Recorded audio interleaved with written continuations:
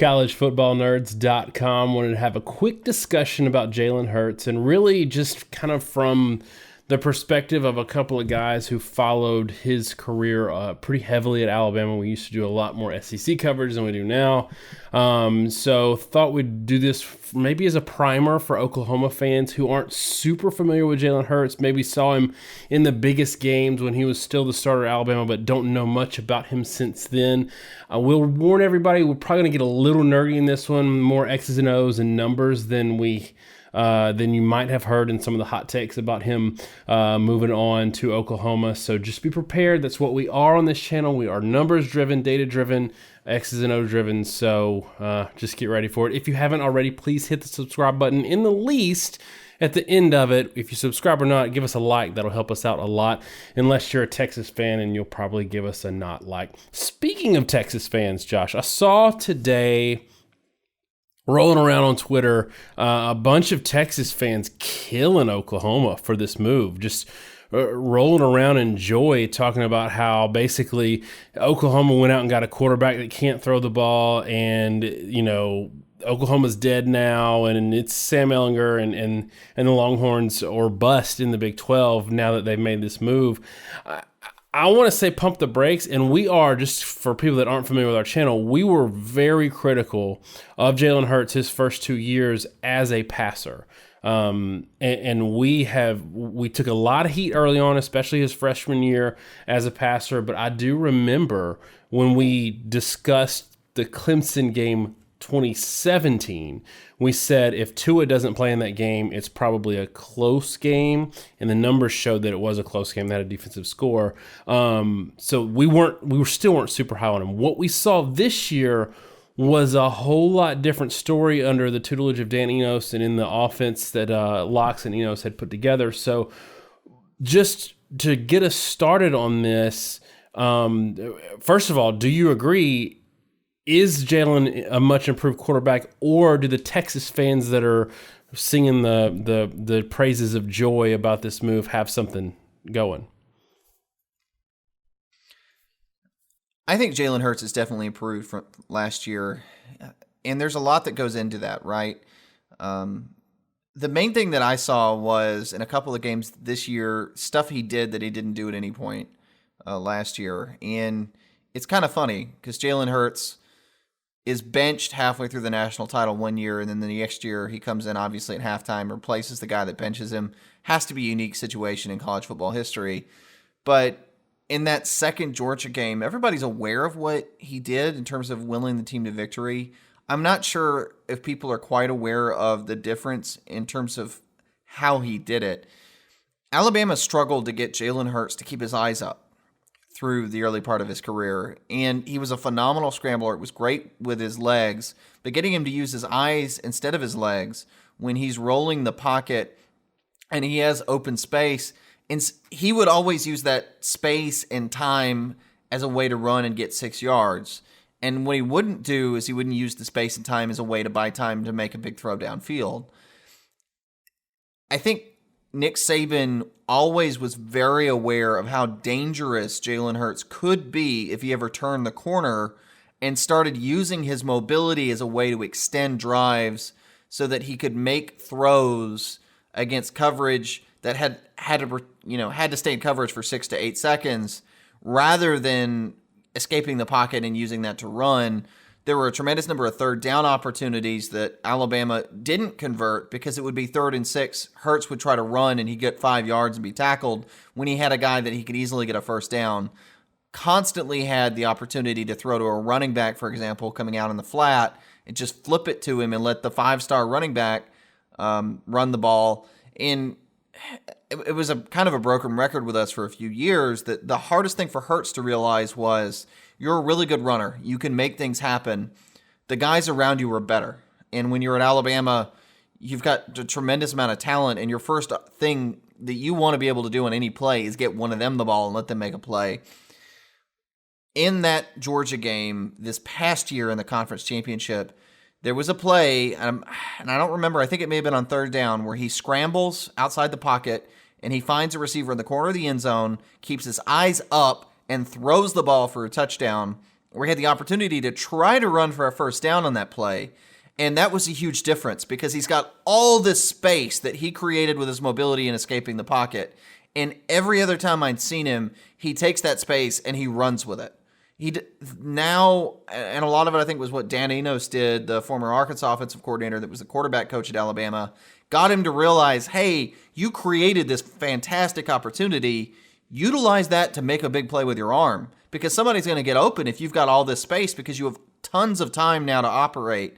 And that's where I think Hurts has really significantly changed his game.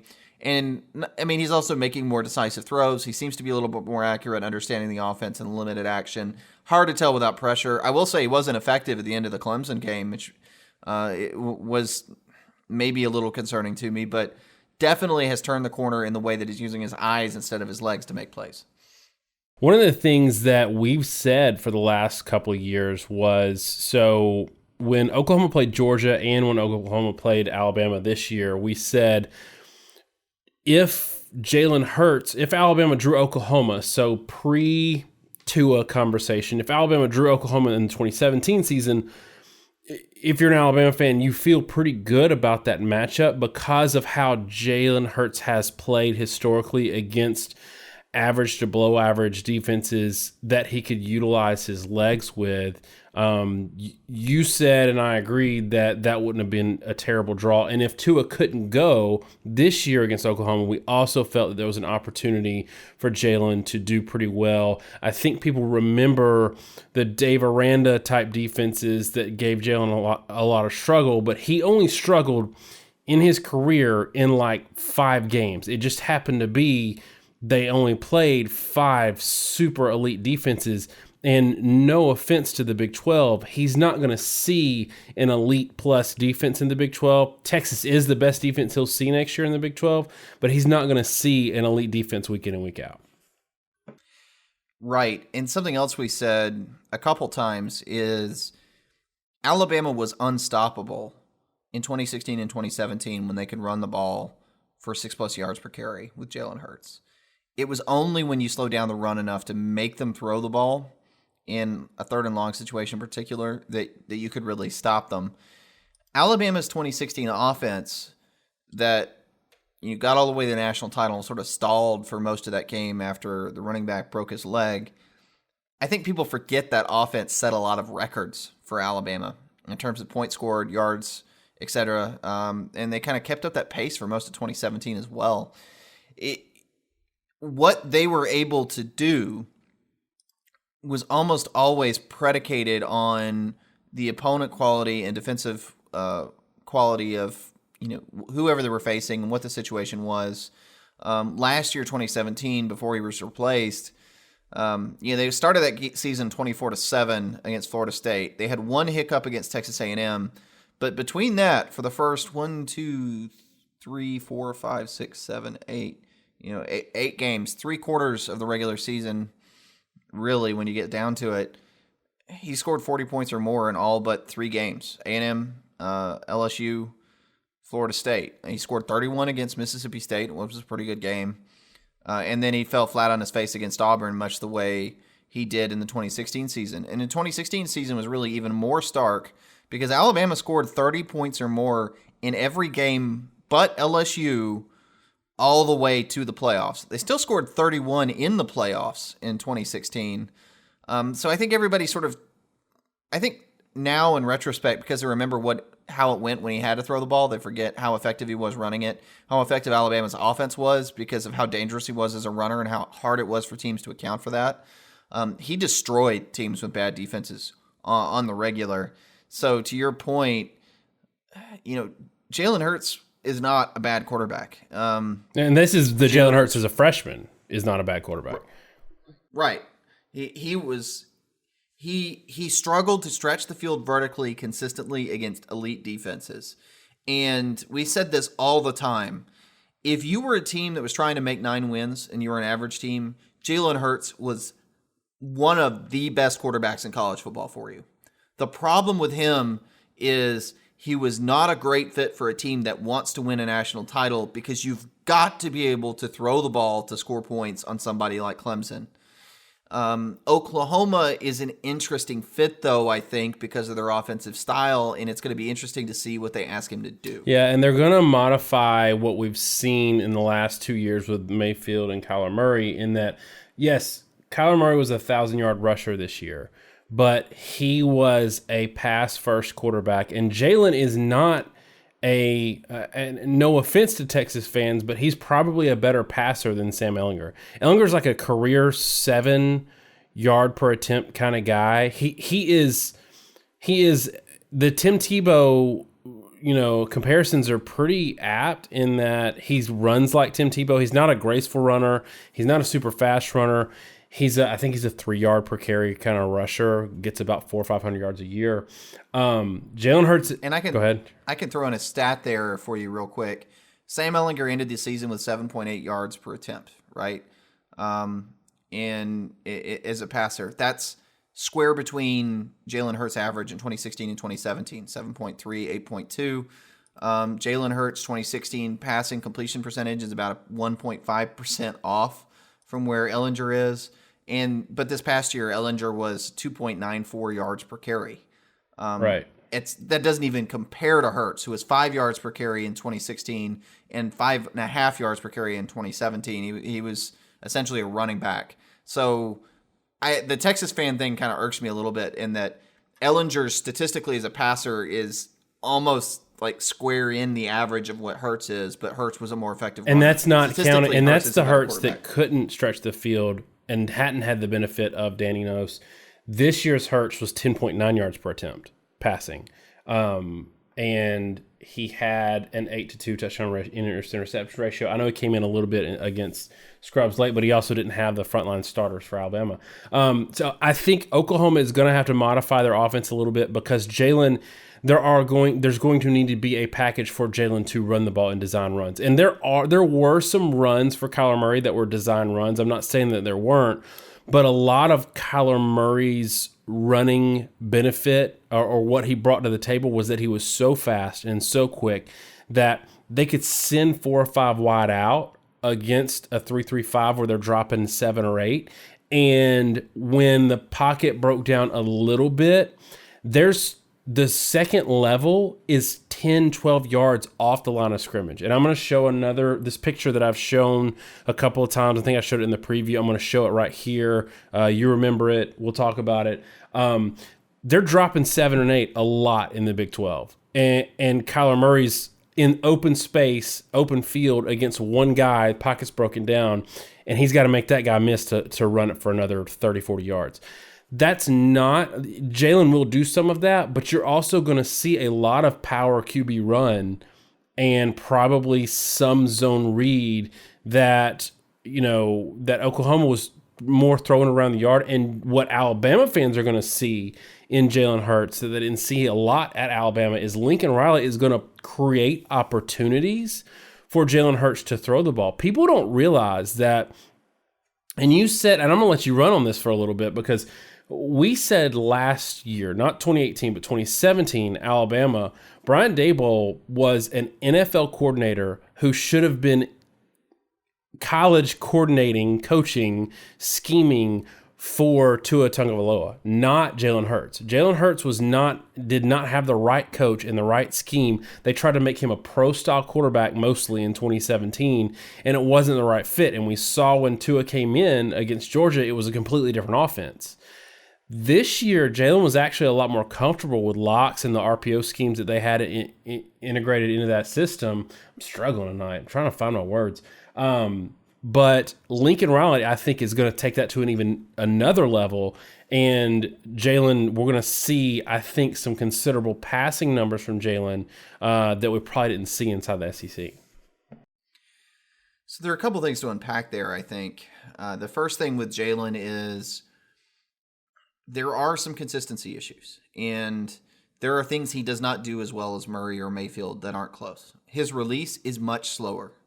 The biggest difference between Hurts and Tagovailoa, in my opinion, and we talked about this last year, you mentioned, we had brought up, if you go back and dig up our videos for the playoffs, we had already kind of flagged that they were probably going to make that transition maybe 2/3 of the way through the year just because Tagovailoa played a ton as a backup and you could see the talent. Hurts' biggest problem is that his release speed isn't that high or that fast. And because his release speed isn't fast, he has to really anticipate routes in a more pro-style scheme. Tagovailoa has no conscience throwing the ball. I think everybody sees that now. And to a large degree, he has that because he has so much velocity and he has such a quick release. He can usually get away with it because he sees a guy, if he sees a guy open and he throws it, the ball's going to get there before anybody closes. And he faced just a couple teams that had the speed to make him pay for that, and they did make him pay. And that's something he's going to have to learn a little bit as he, plays more against NFL teams. Hurts has to play a completely different ball game. He has to anticipate the guy getting open and throw it, because if he just sees a guy open and throws the ball, by the time he winds the ball up, gets it released, and it gets there, it's way too much time for a guy to close the window compared to a more NFL-level passer or somebody like Murray or Mayfield, who frankly have a lot more arm velocity than Hurts does. The problem with all that is Daboll tried to make him run that kind of a scheme in the first place. Where Hurts is most effective is when you use his legs to set up the pass, in that teams have conflicts and you want to get guys running free where Hurts has an easy throw. And because Hurts is such a good runner, most teams had to commit an extra player some way or another in the box to deal with him, and that meant you should have had matchup opportunities otherwise. We talked a lot in 2017 with Alabama that it was kind of baffling that they were trying to run this pro-style scheme, and there were a lot of games where you saw you just need to get some rhythm in running these simple concepts where you're kind of bashing them with the run, and then you hit simple, easy throws in isolation, crossing routes, simple one-on-one throws downfield, and they never really did that. They were way too NFL with intermediate short passing routes and reads and high-low concepts. I think Hurts got a lot more comfortable with those as a result, but they were trying to basically get him ready to run an offense that he needed 2 years to learn, and I think maybe he got better with it this year when he wasn't ready for it. But in what we saw with Lincoln Riley's scheme, a lot of people criticized it or said, they were going to score in Alabama because they're used to have guys running wide open. They had guys running wide open against Alabama and everybody else they played. It's not some happenstance thing. It's a style of the offense. It's the fact that you're going 4 and 5 wide and you have a tremendous amount of talent at receiver and you have a really good scheme and you've got good running backs and you have a good offensive line. Hurts in that kind of system where you have ready throws and where his reads are a little bit more simple and he doesn't have to do as much thinking and anticipation, but he's got, a crossing route, is going to be really effective as a passer. He's going to execute those. I think where you're going to see some fall off is the sort of hero throws, the deep throw against Alabama that Kyler Murray hit. Jalen Hurts is not going to make that throw. No, he's going to run on that consistently. He's going to run on that play. And he's not going to be as effective as Kyler Murray. You should not expect the same production, I think, because of that. That doesn't mean he's not going to be successful. It doesn't mean he's not going to put up a lot of yards, but you kind of have to understand. So wait, you're saying that he's not going to do better than literally the best statistical season in college football history from a quarterback? You jerk. Yes. But I guarantee you, if we didn't make that point, there would be people in the comments that would be criticizing us for saying he wouldn't be as prolific as Mayfield or Kyler Murray, who are both Heisman-winning quarterbacks and both top 5 all-time in quarterback rating. Yeah, but we're going to get criticized in the comments anyway. So one of the things that I think is interesting, and one of the reasons I think Jalen's going to be more successful than people realize at Oklahoma, is partly what you were saying in terms of Jalen doesn't really throw guys open. That's been our biggest complaint with Jalen, watching him for a couple of years now. He doesn't throw guys open the way an elite quarterback does. He will wait, and so his physical release is not super quick. And the mental gears turning have not been super quick. But because he's got good footwork and he can buy a little bit of time, he's always done the rollout thing and escape pressure. Our problem with that is he's never used it, like you said, keep his eyes up and take advantage of it. Looks like he's maybe doing some of that now. In the SEC, and this is not an SEC versus Big 12 thing. I'm not bashing the Big 12.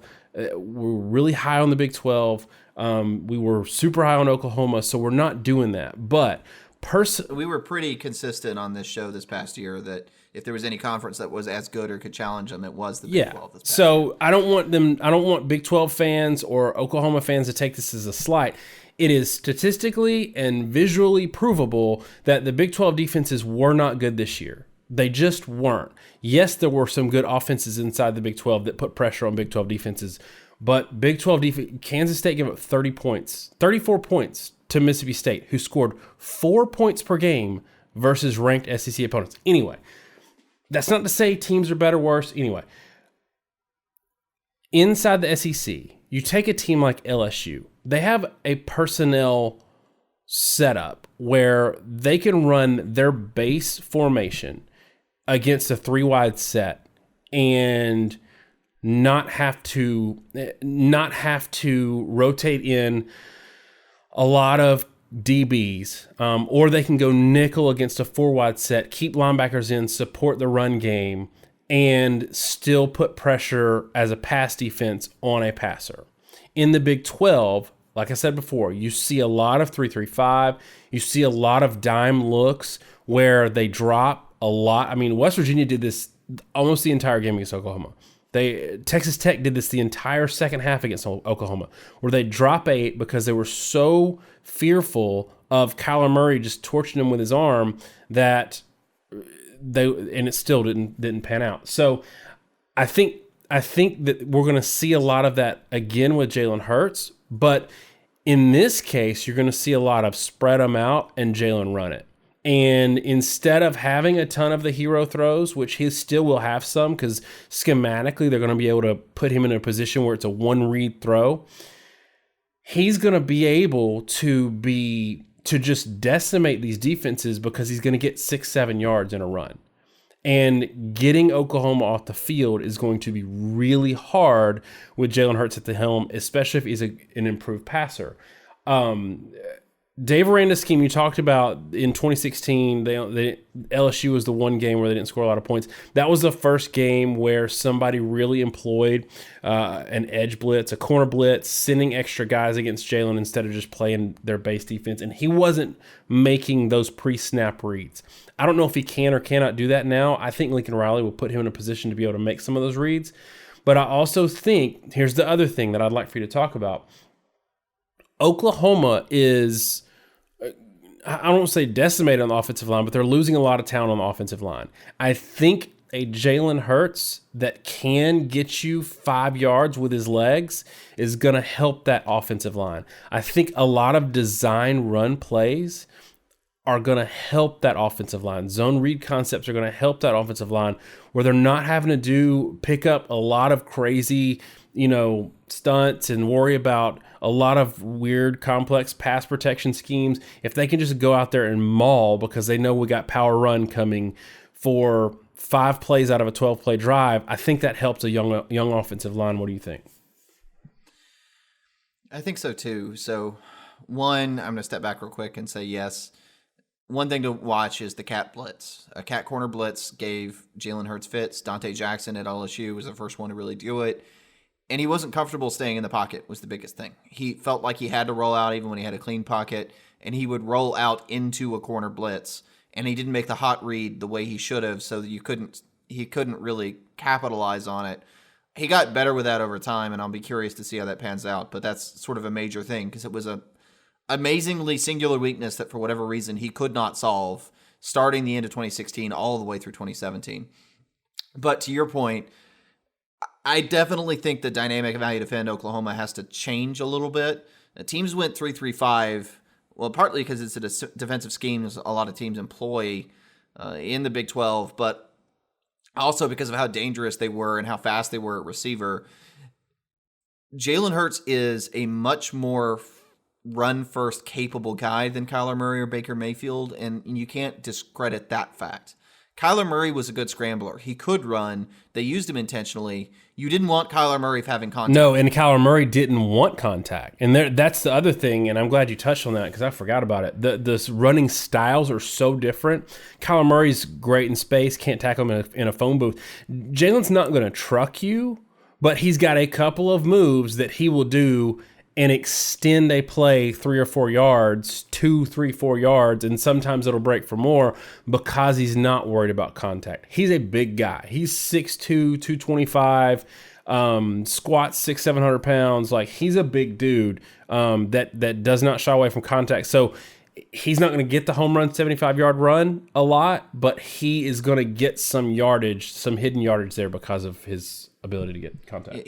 Hurts as an athlete is not all that far off from some, Trey Burton kind of guy. He's not. He could be an NFL kind of tight end, I think, with his physicality and size and speed. Like you said, he's not quite truck you level, though he can truck some smaller guys, but he absolutely can engage a linebacker and push him back, and he's not afraid of contact.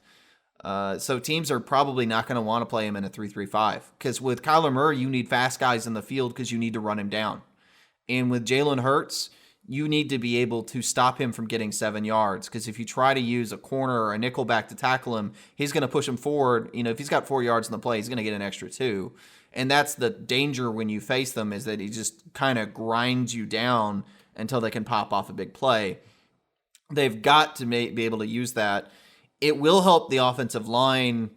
It'll be interesting because teams are going to probably play Oklahoma bigger than they did last year. I think there's going to be a significant change in the way people have to defend Oklahoma. You have to go bigger to defend Jalen Hurts. You're not going to be nearly as afraid of his arm. I don't think he's as good a passer as Kyler Murray. I don't think it's probably all that close, which again, before people blow me up, Kyler Murray is one of the best passers in college football history. He had an incredibly live arm. He was incredibly accurate on point throws with a very fast release and incredible arm velocity. Yeah, one of the throws that Jalen's is not going to make, and Oklahoma fans are familiar with this throw. Kyler Murray loved the far hash boundary throw that because he had such a live arm, it was almost like a shortstop throw. That's a throw that Jalen Hurts is not going to make. And it was I think it was Kyler Murray's favorite throw to do. So that's something that people need to consider. You're talking about them changing up a little bit. Is it possible that we would see considerable changes to your physicality point because you've got Jalen Hurts, a really big power run quarterback, and then Kennedy Brooks and Trey Sermon are not small running backs. Like Trey Sermon's 225, 6 foot. Kenny Brooks is like 5'10", 5'11", 200. Like they're big guys. They're not scat backs. They're not TCU style running backs. So could you see considerable changes to this Lincoln Riley offense that did go more power run, zone read, then throw it all around the yard because of the personnel? I think they're probably going to have to change a little bit because of the personnel. Hurts is not really a true scrambler in the way Murray is. He is a long strider, and long striders don't move around, jitter in the pocket. He's going to want much more designed rollouts and design plays. I'm a little hesitant with the zone read. We've talked about this before. Jalen Hurts never executed the zone read at a high level at any point in his career. And maybe they can teach him to do that, especially if they really focus on it. But it's not something I've ever seen him do. I think it's going to be more design. They switched away from that eventually and started doing more design QB powers and leads with a running back and that kind of thing. So it's going to be much more deliberate, I think. And then with the passing game, you're going to have your normal sort of chickeration and move it around all around the field and just kind of, use the running game, again, to set up the pass, get one-on-one opportunities, and give him easy throws, which you can execute at a high level, and make it work that way, and not quite the same sort of hero ball you saw with Kyler Murray, not the home run stuff so much, but much more grinding physical style of offense. I do agree about your points about him struggling in the past with the zone read, but I also will say this. Tell me if I'm crazy here. This system is far different than Jalen's ever played in and far more tailored to Jalen Hurts' skill set than any of the offensive coordinators that he played in under at Alabama. I would agree with that. Again, 2017, I didn't think they ran a very good system for him at all. 2016 was better with Kiffin, but that they were really discombobulated in a lot of ways, and they had various issues on that team. The team was never very consistent in 2016 offensively, but they still scored a lot of points on bad defenses. I think what you're going to see from Oklahoma is probably just as much production against the bad teams. The curiosity, and I don't have an answer to this question, and I don't think you do either, it's going to be how they scale up when they get in a real shootout. Is Hurts comfortable to throw the ball in a shootout and to score a lot of points? Because he would hold the ball a lot at Alabama. And I remember one game where Saban takes his headset off and throws it and screams at him, throw the dang ball. He didn't say dang. No, he did not. But it should tell you something that Saban was screaming at Hurts, that Hurts didn't take a risk.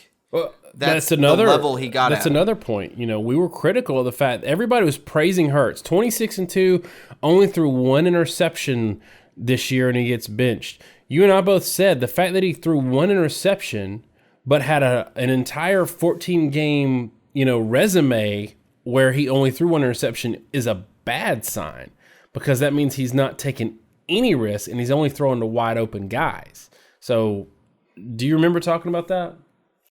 Yeah, and to your point, it's if you're throwing 50 touchdowns with 2 interceptions, it's one thing, but he'd thrown half as many as Tua threw this past year, and you could really tell the coaching staff wanted him to take a few more risks downfield. They wanted him to take those one-on-one opportunities, and he just wouldn't pull the trigger, and they definitely got frustrated with it.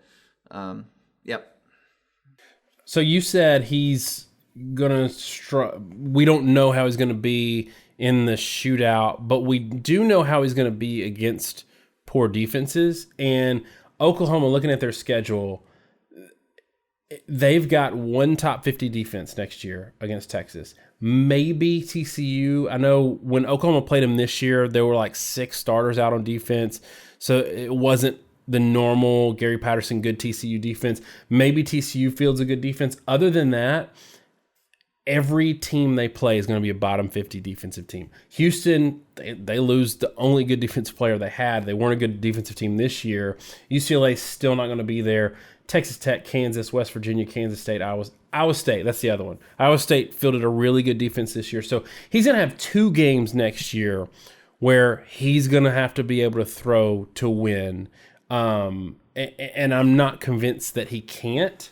The one that I would probably worry more offensively is Iowa State, but Iowa State doesn't necessarily have the offense to take advantage. We saw that this year.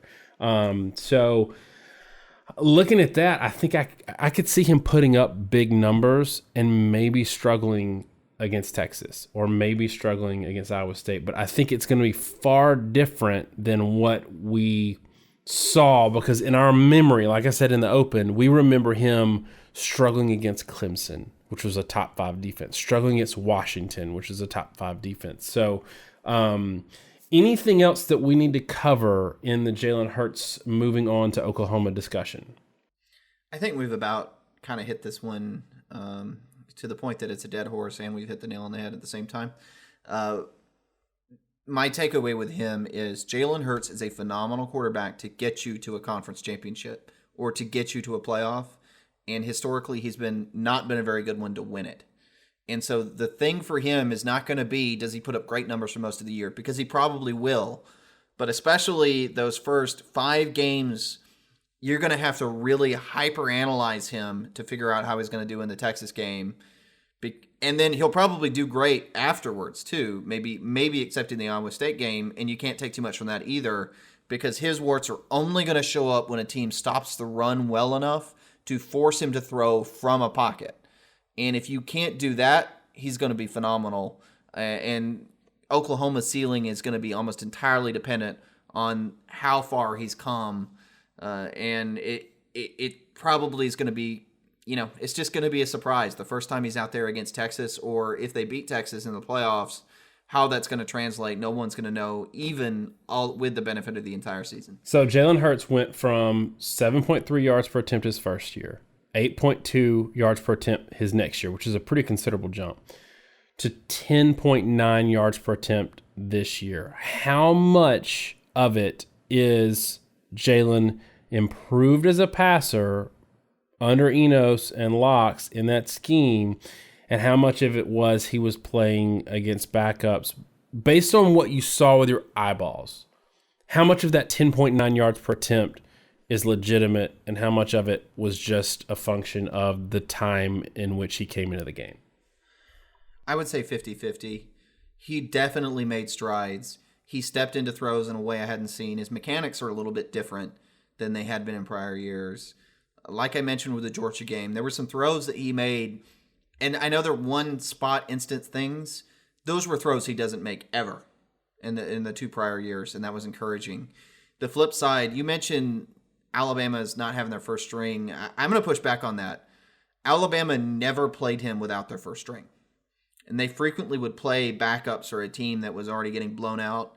And I eventually read somewhere that Saban had promised him if he came back that he would not put him behind the backups. He would always play him with the starters, partly to avoid injury being behind a backup offensive line. So he always played with starters, and that did help him quite a bit. I will say one weird thing with that is I also saw them use 2 quarterback schemes a lot with Jalen Hurts this past year, and then it just disappeared. He hurt his ankle, and I think it was that Missouri game, had surgery, and when he came back, they tried it once randomly in a game and then just never used it again. Yeah, they used it on one drive against Oklahoma, and it was clunky. It was real clunky. So, yeah, that's about all I have for this, I think. The one thing I will say to the Texas fans who are pretty excited right now, Sam Ehlinger is a good quarterback. There are a lot of similarities between Ehlinger and the Jalen Hurts we saw before this year, except the fact that Jalen Hurts is a better runner. So I still think that, it's too early for us to call what that Texas-Oklahoma game is going to look like, but I don't think you should think, if you're a Texas fan, that game's automatically in the bag because you saw Jalen Hurts struggle against Clemson or struggle against Georgia in the national championship game. There's a lot more to it, and he has shown, like you said, stepping in throws, his footwork looks better. He had a great throw to Irv Smith Jr. Against Georgia that I never saw him making throws like that the first 2 years. And that the Georgia defense that Texas faced, which was pretty good, and that was a major accomplishment. Let's be very clear. It did not resemble the Georgia defense that lost most of the defensive starters from the year prior. And 2017 season Georgia defense. Not, even though Baker Mayfield had a pretty good day that day too. Well, that was more. It was a flip script, right? 2018 couldn't stop the run that well. 2017 couldn't stop the pass, but 2017 was phenomenally physical in a way 2018 was. All right, y'all. That was not a quick one. We didn't plan on it to be super fast because we did want to give Jalen Hurts his due. We've talked so much about him, good and bad, over the last couple of years that we wanted to give you Oklahoma fans some good insight into it that maybe others haven't given you, and you Alabama fans an appropriate send-off for Jalen Hurts. I know there's some Alabama fans a lot sad today because I've never seen a team or a fan base rally around a backup quarterback the way they did with Jalen. So I tweeted today, Oklahoma picked up a lot of Alabama fans today pulling for that team unless they see them in the playoffs. So y'all, let us know in the comments, what do you think Jalen Hurts' season's going to look like this year? Will he be successful at Oklahoma? Will he bring enough to that offense that we see Oklahoma again in the playoffs? And Texas fans, you can tell us how we're crazy. Get at us in the comments. Just bring your data. Thanks so much, y'all. Have a good week. God bless, and don't forget to subscribe. The last word. The last word. I'm just cut it out.